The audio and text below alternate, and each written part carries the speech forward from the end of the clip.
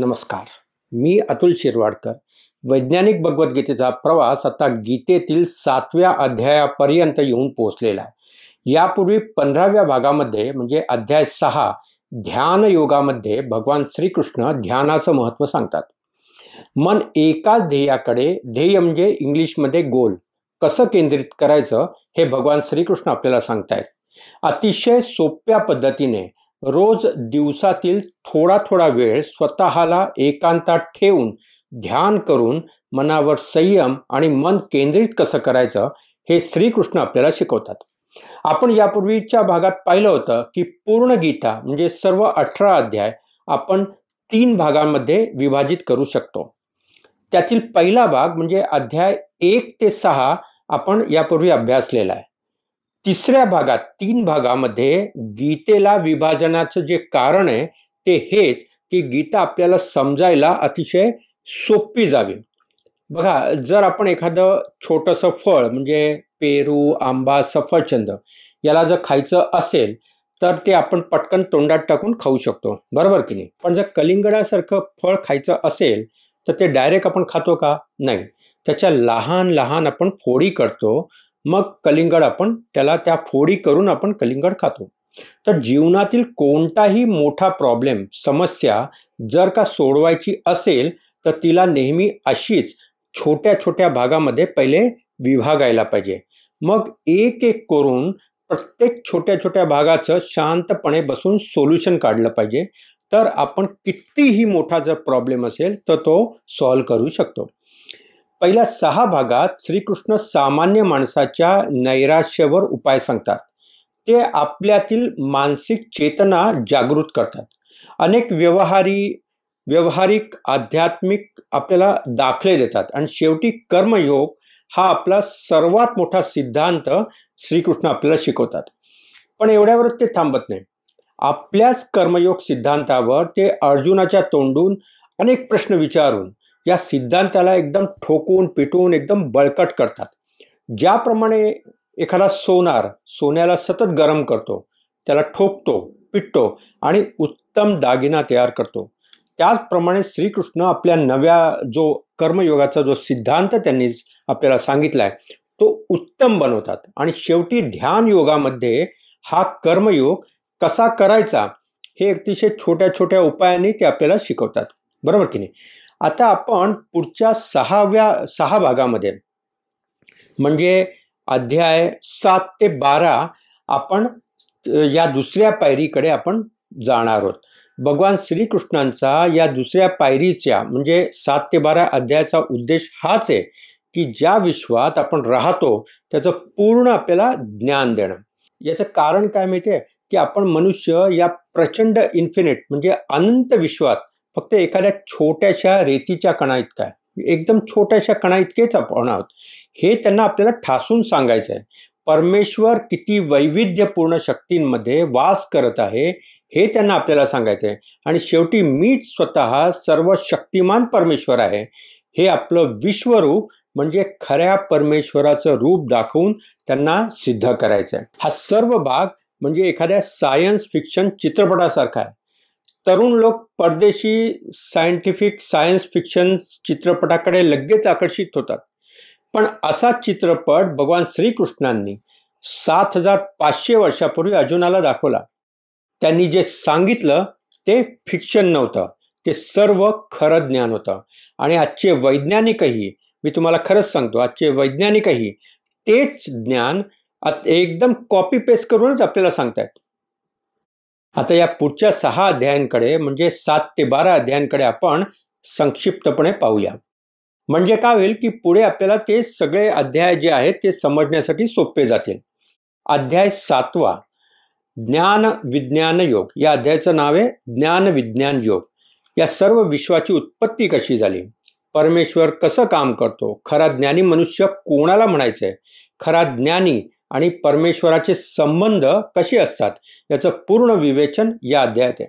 अध्याय 8 अक्षर ब्रह्मयोग. पराप्रकृती हे कधीही नष्ट न होणारं चेतनामय तत्व आहे. त्याला अक्षर ब्रह्म म्हणतात. या सर्व शक्तिमान अक्षर ब्रह्माला आपण कसं ओळखायचं या अक्षर ब्रह्मात विलीन होण्यासाठी काय करावं लागेल, त्याला कसं जाणून घ्यावं लागेल, हे सर्व या अध्यायामध्ये सांगितलेलं आहे. अध्याय 9 राजविद्या राजगुह्य योग. या अध्यायाला आपण सर्व विद्येचा, सर्व गूढ गोष्टींचा राजा म्हणता येईल. अध्याय 7 आणि 8 मध्ये भगवान श्रीकृष्ण जे परमेश्वराचं विज्ञान आपल्याला देतात, त्याचं सर्व श्रेय ते आता स्वतःकडे घेतात. मी स्वतः परमेश्वर असून जे मी सांगितलेलं आहे त्या सर्वांवर विश्वास ठेवून त्याच ज्ञानाच्या आधारे तुम्ही वागा, हेच भगवान श्रीकृष्ण इथे आपल्याला स्पष्ट करतायत. अध्याय 10 विभूती योग. विभूती म्हणजे काय, तर विभूतीचा अर्थ होतोय अलौकिक शक्ती. इंग्लिशमध्ये त्याला आपण म्हणू शकतो पॉवर. परमेश्वराच्या ठिकाणी असलेली विभूती म्हणजे विश्वातील अस्तित्वात असलेल्या जेवढ्या प्रकारच्या अलौकिक शक्ती आहेत त्या शक्तींना आपण विभूती म्हणतो. परमेश्वराला आपण फक्त आणि फक्त विश्वातील त्याच्या अलौकिक शक्तीमुळेच अनुभव करू शकतो. जे जे श्रेष्ठ गुण आहेत, श्रेष्ठ व्यक्ती आहेत, श्रेष्ठ प्राणी आहेत, श्रेष्ठ वृक्ष आहेत, निसर्गातील सर्व सुंदर गोष्टी आहेत, त्या सर्व ठिकाणी परमेश्वर असतोच. या संपूर्ण अध्यायात श्रीकृष्ण स्वतः परमेश्वर म्हणून त्यांच्यातील सर्व विभूतींचे, दिव्य शक्तींचे आपल्याला वर्णन करून सांगतात. अध्याय क्रमांक 11 ज्याचं नाव आहे विश्वरूप दर्शन योग. या आधीच्या सर्व अध्यायात श्रीकृष्ण जेव्हा त्यांच्या ठिकाणी असलेल्या दिव्य शक्तींचं वर्णन करतात तेव्हा साहजिकच अर्जुनाच्या मनात हा प्रश्न येतो की परमेश्वरा श्रीकृष्णा, तुम्ही तुमचं दिव्य रूप मला दाखवा. अर्जुनाच्या विनंतीला ऐकून श्रीकृष्ण त्यांचं विश्वरूप दर्शन म्हणजे खऱ्या परमेश्वराचं दर्शन दाखवतात. त्याचं वर्णन, त्याचं संपूर्ण वर्णन या अध्यायात केलेलं आहे. अध्याय क्रमांक 12 भक्तियोग.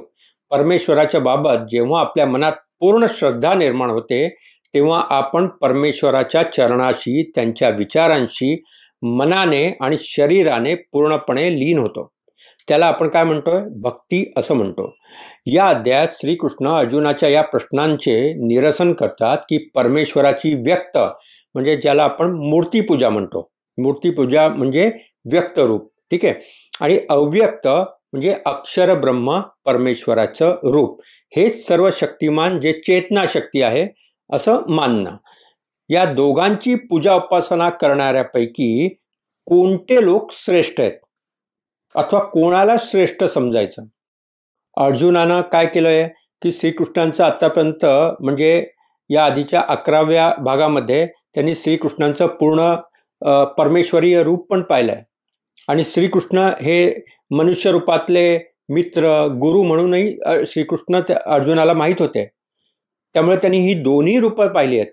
त्याचबरोबर विश्वरूप दर्शनानंतर अर्जुन त्यांचं जेव्हा अव्यक्त रूप पाहतो, जे आजपर्यंत कधीही कुणीही पाहू शकलं नव्हतं असं रूपही त्याने पाहिलेलं आहे. त्यामुळे साहजिकच अर्जुनाच्या मनात हा प्रश्न येतो. 12व्या अध्याय हा पुढच्या म्हणजे 13 ते 18 या अध्यायाचा पाया आहे.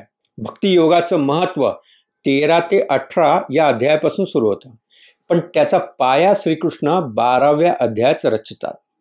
7वा अध्याय सुरू करण्यापूर्वी मी एका खूप महत्त्वाच्या विषयाकडे तुम्हाला घेऊन जाणार आहे आणि हा खरंच खूप महत्त्वाचा विषय. हा विषय आहे परमेश्वर अवताराचा. हा विषय मी मुद्दामून इथे घेत आहे कारण आता आपल्याला बऱ्याच भारतीयांना अवतार हा शब्द अमेरिकन जो चित्रपट होता, अवतार चित्रपट, तो आल्यापासून असं वाटायला लागलंय की अवतार हा इंग्रजीच शब्द आहे. बरेच लोक जे अशी आहेत की त्याचा अमेरिकन ॲक्सेंटमध्ये उच्चार करतात, ॲव्हॅटार असा करताना दिसतात. मुळात बरेच आपले शब्द असे आहेत की आपण भारतीय त्यांचा उच्चार मुद्दामून चुकीचा करून आपणच आपल्या संस्कृत भाषेचा अपमान करत आहोत. जसं बघा, कर्म न म्हणता कर्मा म्हणतात, योग न म्हणतात योगा म्हणतात, आणि लॉर्ड रामा म्हणतात, लॉर्ड हनुमान असंही म्हणतात. खरं म्हणजे कोणत्याही इंग्रजी गोष्टीत पण म्हणजे आपले जे रामायण आणि महाभारताची ज्या गोष्टी आहेत ज्या इंग्रजीमध्ये आहेत तिथे पण लॉर्ड रामा, लॉर्ड कृष्णा असं लिहिलेलं असतं. पण असं न लिहिता श्रीराम, श्री हनुमान असंच म्हटलं पाहिजे. आणखीन एक गोष्ट, आपल्या सनातन धर्माला सुद्धा इंग्रजीमध्ये आपण नेहमी हिंदू धर्म असंच म्हटलं पाहिजे, असंच लिहिलं पाहिजे. आणि हिंदूं व्यतिरिक्त बाकी देव मानणाऱ्या लोकांच्या संकल्पनेला रिलिजन असंच म्हटलं पाहिजे. त्यांच्या धर्माला आपण धर्म असं नाही म्हटलं पाहिजे, त्यांना रिलिजन म्हणायचं, कारण ते रिलिजन आहेत. धर्म आणि रिलिजन या दोघांमधला फरक काय आहे मी या आधीच्या एका भागामध्ये तुम्हाला सांगितलं होतं. कधीही हिंदू धर्माला रिलिजन म्हणू नका. हिंदू सनातन धर्म इंग्लिशमध्ये जरी लिहायचं असेल तरी हिंदू सनातन धर्म असंच म्हणा. आणि जर तुम्हाला कोणी विचारलं की तुम्ही धर्म का म्हणतात, तर त्याचं उत्तर काय हे मी याच्या आधीच्या माझे भाग पहा, त्याच्यामध्ये मी खूपच क्लिअर कट याचं उत्तर दिलेलं आहे. अवतार या इंग्रजी चित्रपटात सुद्धा मुद्दा म्हणून तुम्ही पाहिला असेल, हा चित्रपट सर्वांनीच पाहिला असेल. निळ्या रंगाची आदिवासी माणसं दाखवली आहेत ज्यांना शेपट्या होता. आपण श्रीराम आणि श्रीकृष्ण यांचा रंग निळा होता असं मानतो. अवतार या शब्दाचा असा अपमान आजपर्यंत कधीही कुणी केला नव्हता. नेहमीच हे आपली वेस्टर्न जे कंट्रीज आहेत त्यांनी आपल्या हिंदू धर्मातील ज्या कल्पना आहेत, जे संत आहेत, जे अवतार आहेत, त्यांचे अपमान नेहमीच केले गेले. म्हणूनच हिंदू सनातन धर्मातील अवतार या वैज्ञानिक संकल्पनेचा आपण खरा अर्थ आज समजून घेणार आहोत. आपण भगवान श्रीकृष्णांना परमेश्वराचा अवतार मानतो. परमेश्वराचा अवतार ही एक वैज्ञानिक प्रक्रिया आहे. मी पुन्हा सांगतो, परमेश्वराचा अवतार ही एक वैज्ञानिक प्रक्रिया आहे. परमेश्वर म्हणजे काय हे आपण पाहिलेच आहे. पराप्रकृती अव्यक्त, जी कुणालाही दिसू शकत नाही, जी स्वतः कधीच व्यक्त होत नाही. निराकार म्हणजे ज्यातून सर्व आकार जन्माला येतात ते तत्व. आणि निर्गुण म्हणजे ज्याच्यामध्ये कोणतेही स्वभाव गुण नाही असं तत्व, ज्याच्यात राग नाही आहे, द्वेष नाही आहे, आनंद नाही आहे, मत्सर नाही आहे, कोणत्याही प्रकारच्या वासना नाही आहेत. आणि ही जी शक्ती आहे ना, ही पूर्ण ब्रह्मांडात सर्व ठिकाणी सारख्याच प्रमाणात भरून राहिलेली आहे. पराप्रकृतीचं व्यक्त स्वरूप किंवा परमेश्वर या विश्वात आपल्याला 3 प्रकारे पाहायला मिळतो. एक आहे सर्व निर्जीव पदार्थ, जसे ग्रह, तारे, आकाशगंगा ज्यांना गॅलेक्सीज म्हणतो, किंवा सूक्ष्मातील सूक्ष्म कण जसे अणू, रेणू, पुन्हा ॲटम अणूमधील मूलकण ज्याला इलेमेंटरी पार्टिकल्स म्हणतात, म्हणजे इलेक्ट्रॉन, प्रोटॉन, न्यूट्रॉन, ज्याच्यामध्ये चेतना नाही आहे, अशा सर्व गोष्टी. बरोबर आहे. दुसरा जो प्रकारे ज्यात परमेश्वर आपल्याला पाहायला मिळतो तो आहे सर्व सजीव प्राणी, ज्याच्यामध्ये चेतना आहे, जाणीव आहे. पहिला आहे ज्याच्यामध्ये चेतना नाही, आणि दुसरा प्रकार म्हणजे ज्याच्यामध्ये चेतना आहे, जाणीव आहे. आणि तिसरा प्रकार म्हणजे परमेश्वर स्वतः अवतार घेऊन या सृष्टीमध्ये सृष्टीच्या कल्याणासाठी मानव रूप जन्म घेतो. श्री अरविंद घोष यांनी लिहिलेल्या गीतेवरील पुस्तकात याबाबत फार उत्कृष्ट विवेचन केलेलं आहे. गंमत अशी की जरी परमेश्वर स्वतः व्यक्त स्वरूपात येत असला तरी तो चमत्कार दाखवत नाही, कारण त्यालाही त्यानेच बनवलेल्या नियमानुसार वागावं लागतं. काही लोक विचारतील की मग परमेश्वर मनुष्य प्राण्यांमध्येच अवतार का घेतो, असं विचारणारेही लोक आहेत. तो मनुष्य अवतार घेतो कारण मनुष्य हा त्यानेच निर्माण केलेला सर्वश्रेष्ठ बुद्धिमान प्राणी आहे. मनुष्य असा प्राणी आहे की ज्यात बुद्धी, मन, ज्ञानेंद्रिय, कर्मेंद्रिय सर्व काही अत्युच्च कोटीचं बनलेलं आहे. आणि दुःखदायक गोष्ट पण ही आहे की सर्व प्राणी मात्रांमध्ये मनुष्यच असा प्राणी आहे जो या सुंदर विश्वाचा प्रचंड उपभोग घेऊन नाश करण्याचा प्रयत्न करतोय. मग त्याच्या या अतिरेकाला कंट्रोल करण्यासाठी मनुष्यामध्येच परमेश्वराला जन्म घ्यावा लागेल ना. परमेश्वर स्वतः सृष्टीच्या कल्याणासाठी पृथ्वीवर येत असला तरी तो मनुष्य होण्याच्या प्रक्रियेमधूनच जन्म घेऊन येतो. मनुष्याची सर्व कर्म करतो, सर्व कर्तव्य करतो. तो अगदी मनुष्यासारखाच वागतो. कोणत्याही गोष्टीकडे पोहोचण्यासाठी बघा 2 मार्ग असतात. एक मार्ग म्हणजे खालून वरती चढत जाणं, म्हणजे पायऱ्यांनी चढत चढत आपण त्या पर्टिक्युलर गोष्टीकडे पोहोचतो. बघा, जर तुम्हाला एखाद्या उंच पर्वताच्या शिखरावर जायचं असेल तर तुम्ही काय कराल? खालून चढायला सुरुवात करून ट्रेकिंग करत करत पर्वताच्या शिखरावर जाल. आणि दुसरा प्रकार म्हणजे काय, तर एखाद्या हेलिकॉप्टरमधून बसून डायरेक्ट पर्वताच्या शिखरावर उतराल, बरोबर की नाही? खालून वर जाणं म्हणजे स्वतःला प्रयत्नाने, कष्ट करून, बुद्धीचा वापर करून, अभ्यासाने हळूहळू एक एक पायरी वर चढून त्या उत्तम देहापर्यंत पोचायचं, बरोबर आहे? आणि दुसरा मार्ग म्हणजे जे लोक आधीच हुशार आणि सामर्थ्यवान आहेत ते थोड्या काळापुरतं आपलं सामर्थ्य कमी करतात, मनावर संयम ठेवून सामान्य लोकांमध्ये येतात, त्यांच्यातीलच एक बनतात आणि आपलं ध्येय गाठतात. अवताराच्या प्रक्रियेमध्ये प्रत्यक्ष परमेश्वर आपलं परमेश्वरीय सामर्थ्य कमी करून मनुष्य रूपात खाली येतो. आणि यालाच काय म्हणतात? अवतरण. त्याला शब्द आहे अवतरण. अवतरण असं म्हणतात. अवतार म्हणजे अवतरण. याचा अर्थ ईश्वराने खाली येऊन म्हणजे ढगातून येऊन वगैरे नाही, तर आपलं सामर्थ्य कमी करून, ईश्वराचं जे प्रचंड सामर्थ्य आहे, अनंत सामर्थ्य आहे, ते परमेश्वर स्वतः आपलं सामर्थ्य कमी करून पुन्हा मानवामध्ये जन्म घेतो. अवताराच्या उलट शब्द आहे आरोहण. आरोहण याचा अर्थ एखाद्या व्यक्तीने आपल्या कर्तृत्वाने, बुद्धीने, निस्वार्थी वृत्तीने स्वतःला उच्च पातळीवर नेऊन ठेवणे. स्वतःला आरोहण करणे म्हणजे हळूहळू वर चढत जाणे. स्वतःला आरोहण करणे ज्यायोगे ही व्यक्ती ईश्वरी गुणांच्या जवळ जाऊन पोचते. म्हणजेच अवतरण याचा अर्थ ईश्वराने खाली येऊन मानवात जन्म घेणं, आणि आरोहण म्हणजे मानवाने आपल्या स्वतःला कर्तृत्वाने, बुद्धीने, निस्वार्थी वृत्तीने स्वतःला उच्च पातळीवर नेऊन ठेवणं. आरोहणाबरोबरच अशी व्यक्ती अथवा अशा आत्मा प्रयत्नाने ईश्वरी गुणांच्या जवळ जाऊ शकतो. आणि हे मानवाला दाखवण्यासाठी, हे सिद्ध करण्यासाठी अवताराचा जन्म होतो. अवतार धर्मसंस्थापना करतात. लोकांनी कोणत्या मार्गाने जायचं आहे हे स्वतःच्या उदाहरणाने दाखवून देतात. अवतार स्वतः ईश्वर प्राप्तीचा मार्ग दाखवतो आणि स्वतःची मानवी प्रकृती आणि ईश्वर एकच आहे हे सांगतो. भगवान श्रीकृष्ण सांगतात की ते मानव रूपातील परमेश्वर, परमात्मा आहेत.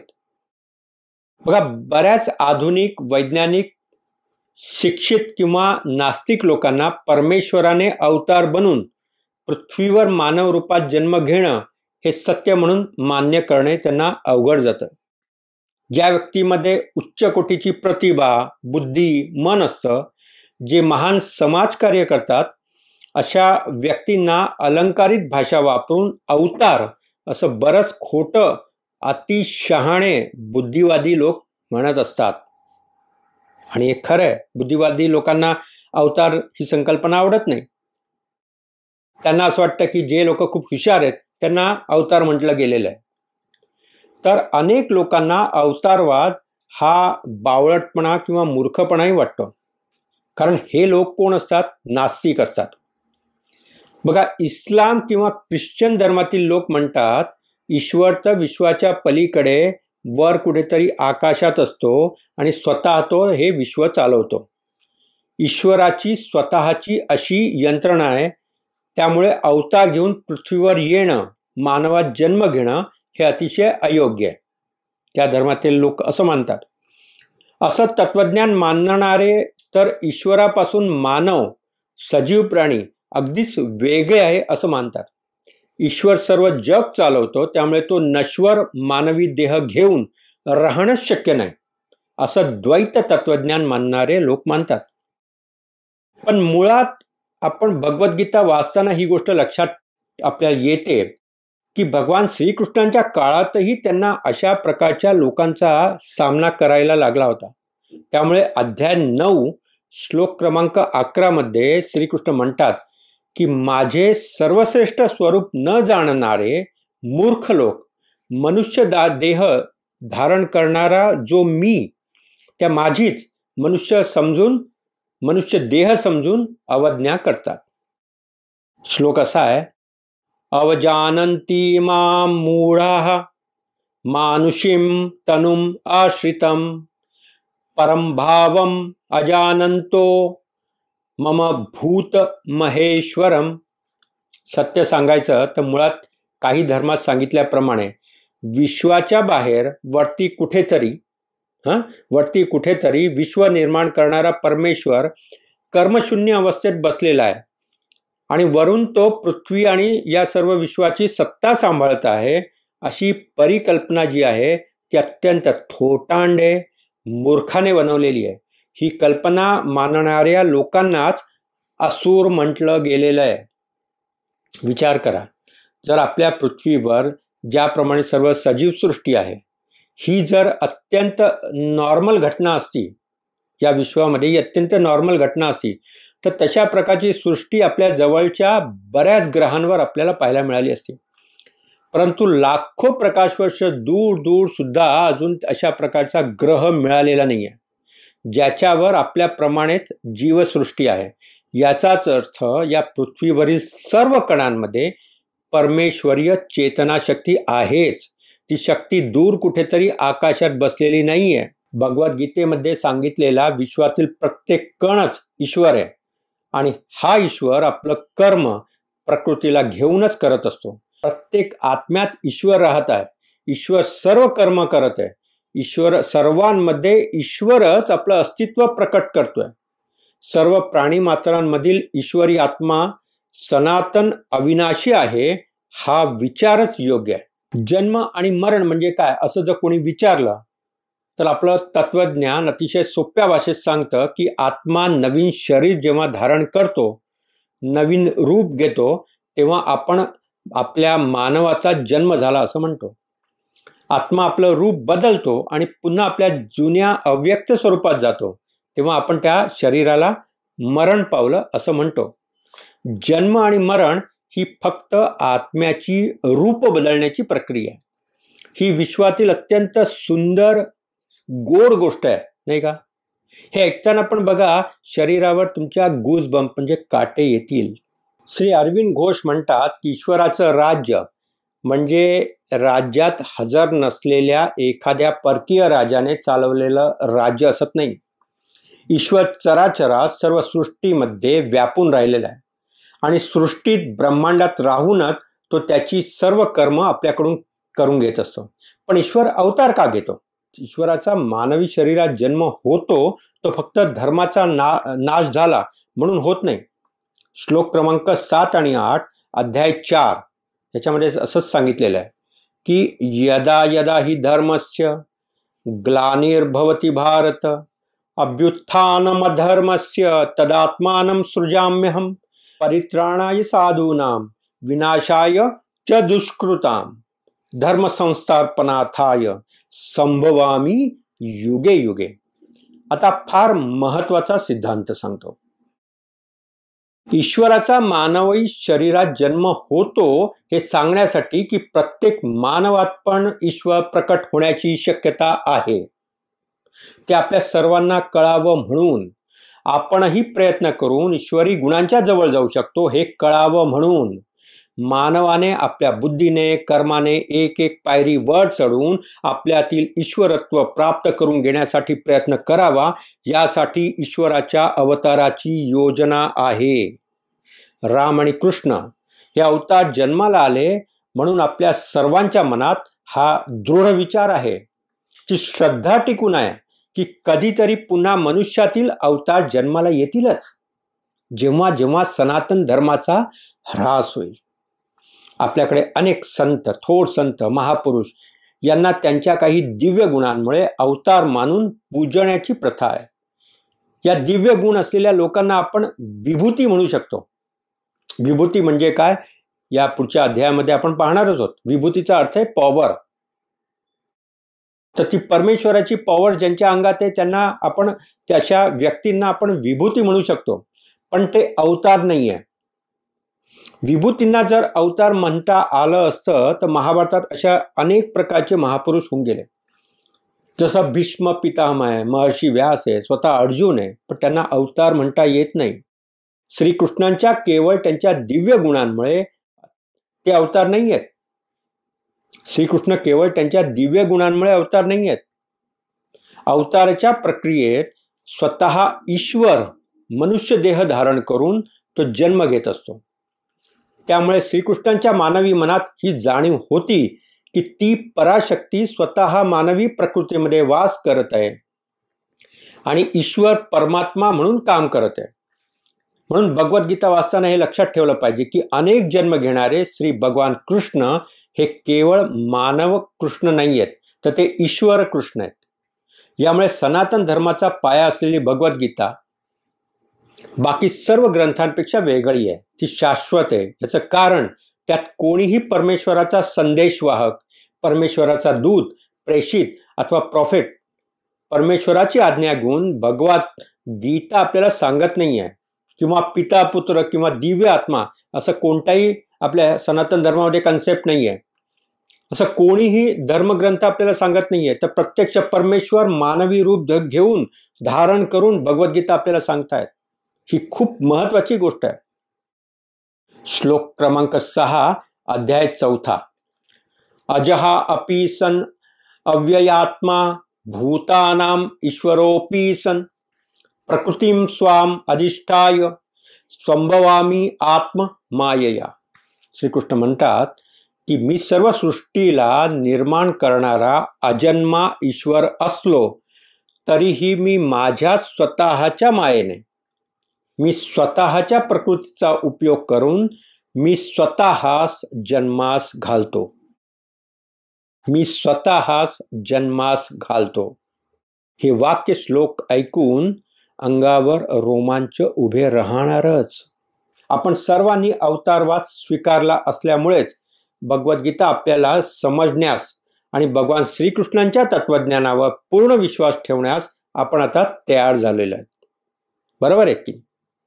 काही मूर्ख व्यक्ती, वाद घालणारे जी काही लोक आहेत, हिंदूच लोक आहेत, ती सनातन द्वेष करणारी पण काही मंडळी आहेत, ती या अवतारवादावर आक्षेप घेतील. घेऊ देत. कारण हीच व्यक्ती बाकी धर्मातील ईश्वराच्या संदेशवाहकावर, ईश्वराच्या दूतावर आक्षेप घेताना दिसत नाही, अथवा पिता पुत्र आणि पवित्र आत्मा यांच्या गूढ गोष्टीवरही ते आक्षेप घेताना दिसत नाही. प्रेषित म्हणजे प्रॉफेट या संकल्पनेवरही ते हे अशा प्रकारचे लोक आक्षेप घेताना आपल्याला दिसत नाही. बघा, आजही ख्रिश्चन रिलिजनमध्ये सेंट ही उपाधी मिळवण्यासाठी एखाद्या श्रेष्ठ व्यक्तीने 2 चमत्कार केले असले गेले पाहिजेत, असा नियम आहे. आणि त्यावर कोणीही हसताना दिसत नाही किंवा आक्षेप घेताना दिसत नाही. परंतु श्रीकृष्णांच्या अवतारवादावर लगेच आक्षेप घेताना, त्याला तर्काने आव्हान देताना मात्र दिसतात. म्हणून जेव्हा कधी असे लोक तुमच्याशी अवतार संकल्पनेवर वाद घालताना दिसतील ना, तेव्हा तुम्ही नेहमीच तयार राहा. पूर्ण तर्काने त्यांना विरोध करा. अवतारवादावर आता आपण भरपूर चर्चा केलेली आहे. आता आपण पूर्ण श्रद्धेने आणि विश्वासाने भगवान श्रीकृष्णांच्या 7व्या अध्यायाकडे पुन्हा वळूया. पण ते पुढच्या भागामध्ये, म्हणजे भाग क्रमांक 17 मध्ये. तुमचा काही प्रश्न असल्यास ना मला जरूर व्हॉट्सअपवर पाठवा किंवा खाली कॉमेंट्समध्ये जरूर लिहा. आपण हे सगळं डिस्कशन, या पुढचे जे काही डिस्कशन आहे ते इंटरॅक्टिव्ह करण्याचा प्रयत्न करूया. याच पुढच्या 17व्या भागामध्ये आपण 7व्या अध्यायाचा म्हणजे ज्ञानविज्ञान योगाचा भाग 2 सुरू करणार आहोत. या श्रीकृष्णांनी आधुनिक विज्ञानातील स्ट्रिंग थेरी असं सांगितलेलं आहे. हे आपण पाहणार आहोत. मनुष्यामधील सात्विक, तामसिक, राजसिक गुण काय आहे हेही आपण पाहणार आहोत. खरा ज्ञानी मनुष्य कोणाला म्हणावं, खरा ज्ञानी आणि परमेश्वराचे संबंध काय, याचं पूर्ण विवेचन या भागामध्ये आपण पाहणार आहोत. तर पुढची भेट भाग 17 मध्ये ज्ञान विज्ञान योगाच्या भाग 2 मध्ये. नमस्कार. ओम तत्सत.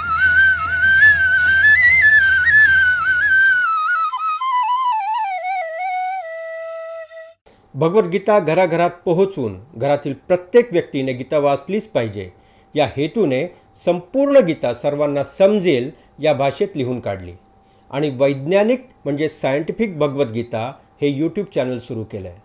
भगवद्गीता हा हिंदूंचा एकमेव प्रमुख ग्रंथ आणि भगवान श्रीकृष्ण आपले परमेश्वर, धर्मशिक्षक आणि गुरु आहे हा विचार रुजावा यासाठीच ही चळवळ सुरू करत आहे. उद्देश एकच, देश अखंड राहावा, लोकांमध्ये युनिटी म्हणजे एकता राहावी आणि आपण सर्व धर्मप्रेमी, राष्ट्रप्रेमी, निसर्गप्रेमी व्हावे हाच आहे. या यूट्यूब चॅनलवरील बेल आयकॉन बटन दाबून जास्तीत जास्त प्रमाणात सर्वांनी सबस्क्राईब करा ही विनंती. या सर्व व्हिडिओंची लिंक आपण कृपया आपल्या मोबाईलमधील सर्व व्हॉट्सअप ग्रुपवर पाठवा, ज्यामुळे सर्वजण गीता ऐकतील, पाहतील आणि ही चळवळ पुढे जाईल.